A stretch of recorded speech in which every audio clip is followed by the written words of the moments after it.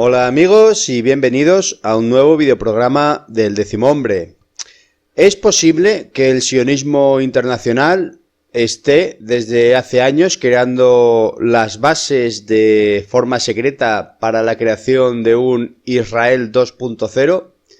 Estamos hablando del conspiranoico Plan Andinia, que tiene como primera referencia la mención que Theodor Herzl hizo en su libro El Estado Judío, der Judestaat, dando la posibilidad de comprar tierras en Palestina o en Argentina para la creación de un Estado judío. La opción de crear un Estado judío en la Patagonia fue una propuesta teórica de Herzl a manera de ejemplo y considerando el antecedente de la adquisición de Alaska al Imperio ruso por parte de los Estados Unidos. Sin embargo, esta idea fue descartada rápidamente por inviable y en el sexto Congreso Sionista de 1904 se planteaban dos opciones: crear la nación judía en Palestina o en lo que es en la actualidad Uganda con 13.000 kilómetros cuadrados de territorio. Bueno, ya sabemos todos qué opción fue la escogida. Pero aunque dada como descartada en un principio y con un Estado judío establecido con un más que obvio quítate tú para ponerme yo, la opción del Plan Andinia fue desarrollándose en las mentes de aquellos judíos sionistas que cada vez ganaban más poder y que veían necesario el desarrollo y puesta en marcha de un plan B. Veamos, por un lado es totalmente lógico, todo pueblo tiene derecho a poder establecerse en una tierra al que llamar hogar y conseguir y considerar ilusoriamente como propia, pero las formas que se adoptan para conseguirlo son las que pueden presentar la diferencia entre una cesión y una ocupación. Ahora imagínese un país continuamente en estado de tensión, rodeado de enemigos acérrimos y con el conocimiento de que la convivencia pacífica a largo plazo es prácticamente imposible. Es totalmente lógico que con ese escenario el planteamiento sea conseguir un refugio alternativo al que poder acudir en caso de que las cosas se tornen muy feas. El problema es que ningún país va a ceder o vender una parte de su territorio abiertamente a otro país, ya que esto significaría un suicidio político y un riesgo muy alto de enfrentamientos civiles e incluso levantamientos armados por parte del ejército en defensa de su soberanía territorial. ¿Cómo resolvemos este problema? Pues lo resolvemos con la venta legal. Y si no es legal, se hacen las leyes para que lo sea. La venta de vastas extensiones de la Patagonia a nombre de particulares o asociaciones, de forma que Argentina y Chile, en este caso, conservan su soberanía territorial y el sionismo internacional obtiene en propiedad un terreno rico en recursos con una de las mayores reservas de agua dulce del planeta y prácticamente deshabitada, lo que lo convierte en el lugar ideal para realizar todo tipo de construcciones ocultas, tanto en la superficie como en el subsuelo. Esto afianzaría la base de un refugio en caso de desencadenarse cualquier evento extremo en Israel, en el que las presiones internacionales serían favorables a considerar propiedades judías en el extranjero factibles como refugios legales en caso de conflicto grave. Argentina actualmente está prácticamente tomada por el sionismo y no resultaría muy difícil empujar al gobierno de turno a aceptar la idea. De forma que en tiempos de paz se ocultaría este Israel 2.0 secreto y en caso de crisis se vería como la opción más razonable entre repartir refugiados judíos en distintas partes del mundo o disponer ya de un lugar extensísimo y seguramente preparado en secreto para albergar a miles o cientos de miles de refugiados en terrenos de propiedad judía. Y tengan en cuenta una cosa, casi cada judío residente en Israel es un soldado. ¿Y qué datos podemos aportar para que esta teoría de la conspiración sea un hecho consumado? Pues como se dice siempre, sigue el dinero. Se dice que Argentina desde el año 2003 ha ido cancelando su deuda con el Banco Mundial y el Fondo Monetario Internacional, vendiendo grandes extensiones de la Patagonia a compradores judíos sionistas y voy a resumirlo muchísimo porque son demasiados datos. Realmente lo que han hecho ha sido vender un territorio a aquellos a los que les deben el dinero. Judíos sionistas compran un terreno con un dinero que va al gobierno de turno argentino y este gobierno de turno paga la deuda del Fondo Monetario y el Banco Mundial, que realmente son propiedad de estos propios compradores. Así que el dinero vuelve otra vez al principio de donde ha salido. Eduardo Edelstein es presidente del Congreso Judío Mundial, presidente de Cresub, el IRSA, subsidiaria de la primera, una de las compañías más diversificadas del real estate en la Argentina. De IRSA, propiedades comerciales, propietario de 16 centros comerciales en el país y edificios de oficinas de primer nivel, del banco hipotecario y de las agropecuarias Cresub y Brasil Agro. A su vez, Eduardo Edelstein es presidente de la Fundación IRSA, que promueve la educación de niños y jóvenes. Ya estamos viendo otro factor del adoctrinamiento. Es cofundador de Endeavor Argentina y en el año 1997 fue uno de los encargados de la privatización del Banco Hipotecario Nacional Argentino. Fue noticia por las irregularidades en dicha privatización que, junto con Daniel Marx y el exministro de Economía, Roque Fernández, y otros funcionarios, tuvieron la presunta comisión de los delitos de asociación ilícita, fraude en perjuicio de la administración pública, usura, abuso de autoridad y violación de los deberes de funcionario, cohecho pasivo y tráfico de influencias, malversación, peculado, negociaciones incompatibles con el ejercicio de la función pública, fraude al comercio y a la industria, y etc. Pues este señor está apodado con el sobrenombre del dueño del mundo, por la gran cantidad de terrenos que están en su poder y, como no, una porción indeterminada de tierras en la Patagonia que supuestamente compró en nombre del Congreso Mundial Judío. Henry Paulson de Goldman Sachs, tildada de sionista, Goldman Sachs, y máquina de crear burbujas financieras. Joseph Lewis, artífice de los primeros asentamientos judíos al norte de la Patagonia en Río Negro. El expresidente de Chile y empresario Sebastián Piñera, con un amplio espectro de corruptelas, grandes extensiones de tierra en la Patagonia y supuesto colaborador en el encubrimiento y uso del ejército en el ocultamiento del Plan Andini en Chile. El clan Rockefeller, como no, con su base Rockefeller, región de los lagos del sur de Chile y Argentina, que es realmente una extensa red de áreas y túneles que las convierten en las bases más importantes del sur del planeta. Aparece nuevo George Soros con más de 400.000 hectáreas en la Patagonia y el número de representantes del sionismo directa o indirectamente no tiene fin. Junto a la migración en masa de judíos al extremo austral sudamericano tenemos además la formación de grandes compañías multimillonarias como parte del Plan Andinia, entre las que figura en un lugar destacado la Jewish Company Association Colonization de Londres, sumada a poderosas sociedades anónimas de capitales judíos dedicadas a la compra de enormes extensiones de terreno, ya sea con la excusa de explotarlos por un lado o conservarlos por el otro. En Argentina son la Burch & Born S.A., Comega S.A., La Forestal, etc. En Chile son Quintupeu, Pumalín, Bomasa, Inversiones Cranefield, Chile Ltda, Emasil S.A., Forestal Neltume Carranco, S.S., etc. Los residentes de la región afirman que militares y científicos de Israel han estado haciendo sus mediciones y estudios técnicos de la zona que han dado por buenos para seguir adelante con el asentamiento de un nuevo Israel. Esto lo llevan haciendo desde hace décadas. La construcción de instalaciones gigantes bajo tierra son primordiales para desarrollar la vida subterránea en una zona de temperaturas y vientos hostiles en un invierno antártico, que luego en el estío puede desarrollarse la vida en la superficie. Las infraestructuras subterráneas serían suficientes para acoger a varios miles de personas y servirían de refugio en caso de catástrofes naturales y cualquier otro tipo de evento provocado por el hombre, con sistemas de bombeo de agua y aire, tanto para su extracción como para su alimentación. La compra de tales territorios garantiza la propiedad privada a la que se añaden carta blanca para la propia organización como país dentro de otros dos países, Chile y Argentina, con su ejército propio, pero además con la colaboración de ambos ejércitos argentino y chileno.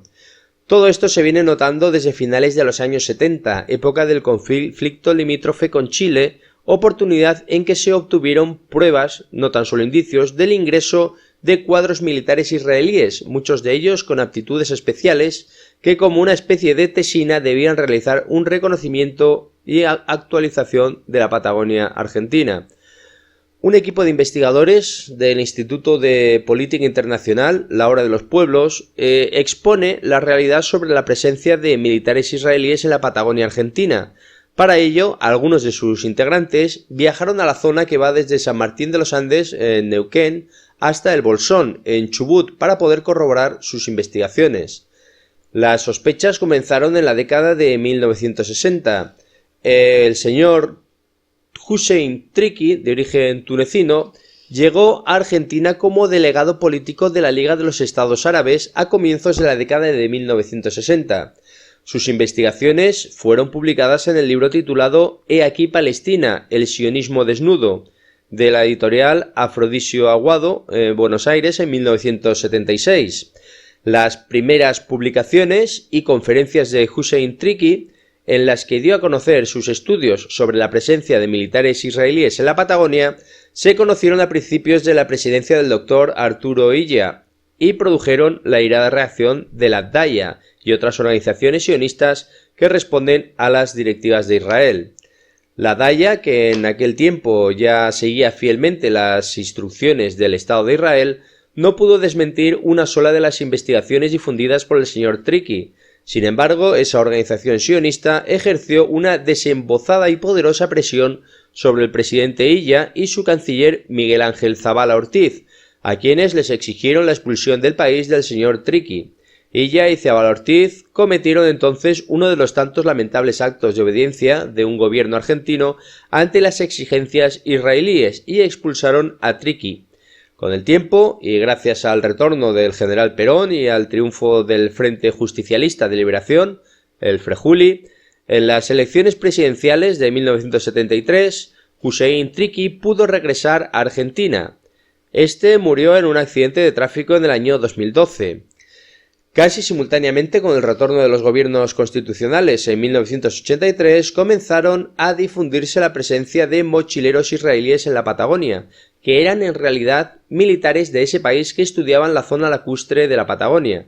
Se aseguraba que desde San Martín de los Andes de Neuquén y hasta el Chalafate en Santa Cruz acampaban grupos de entre 5 y 8 militares israelíes que se alojaban en carpas modernas y bien pertrechadas. Las mismas noticias llegaban desde Chile respecto a su región patagónica. A pesar de la repetición de tales informaciones, el gobierno nacional nunca realizó un informe oficial sobre ellos, tampoco lo hicieron los gobiernos provinciales de la región. La cuestión tomó estado público a fines de 1985 durante el gobierno del doctor Raúl Alfonsín. Según publicó el diario La Nación del Día, el Estado de Israel afirmaba que en la Unión Soviética había 1 millón de judíos perseguidos por el gobierno comunista. Por ello solicitó al gobierno de los Estados Unidos de Norteamérica que realizara una doble misión, que gestionara ante la Unión Soviética la salida de 25.000 judíos rusos y, a su vez, solicitara al gobierno argentino que permitieran la reubicación de tales judíos rusos en la Patagonia. El doctor Alfonsín aceptó el pedido norteamericano e Israel envió una delegación oficial para que determinara el lugar exacto donde podrían crearse colonias judías en la región lacustre patagónica. La delegación israelí viajó a nuestro país, al país de Argentina, visitó la zona indicada e hizo declaraciones al diario La Nación en diciembre de 1985, informando de lo antedicho. Adelantó incluso que se habían elegido los lugares más apropiados para las instalaciones de las colonias de judíos rusos y que habían encontrado muy buena voluntad en la Argentina para ese operativo migratorio. El 5 de enero de 1986, la corresponsalía del mismo diario La Nación, en Río Gallegos, informó en su página 6 lo siguiente.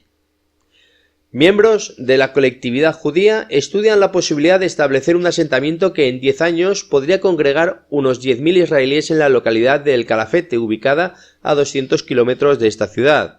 Alberto Levi, portavoz de los israelíes que realizan un relevamiento en la zona, manifestó que este es un proyecto largamente acariciado y que cuenta con el aval de las autoridades argentinas.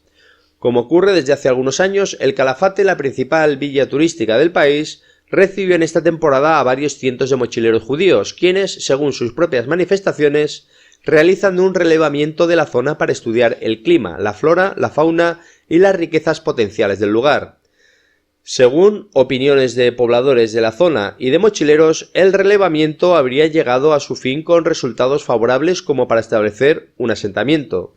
Consultados sobre la elección del lugar, que pese a sus encantos naturales ofrece algunas complicaciones en el invierno por insuficiente infraestructura, dijeron que también fueron difíciles las condiciones que había donde actualmente se levanta el Estado de Israel.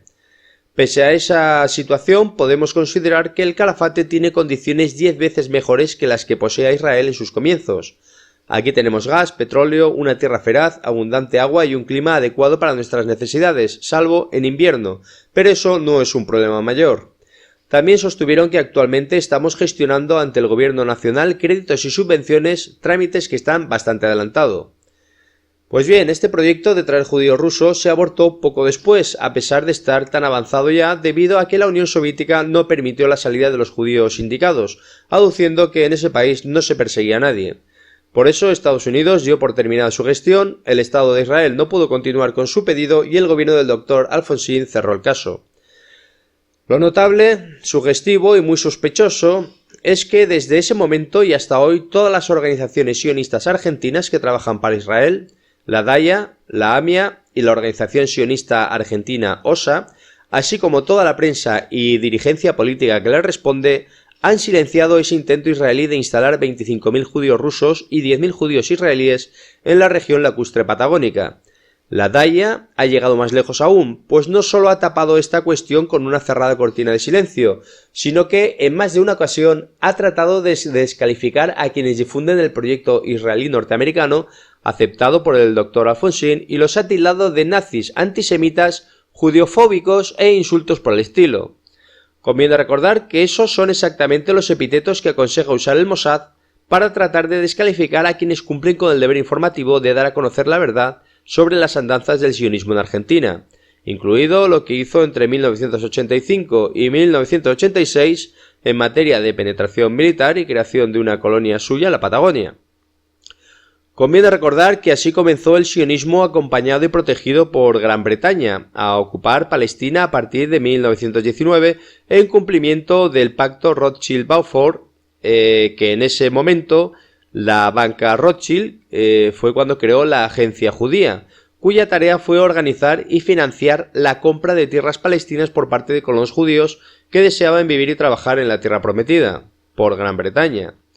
En 1990, Juan Gabriel Lavaque, que ejercía las funciones de embajador encargado de estudiar la creación de polos de desarrollo en 19 puntos geopolíticamente sensibles de las zonas de frontera, fue informado por el comandante de la Gendarmería, Francisco Arrua, de que la presencia de mochileros israelíes en la región lacustre patagónica continuaba de forma organizada y creciente.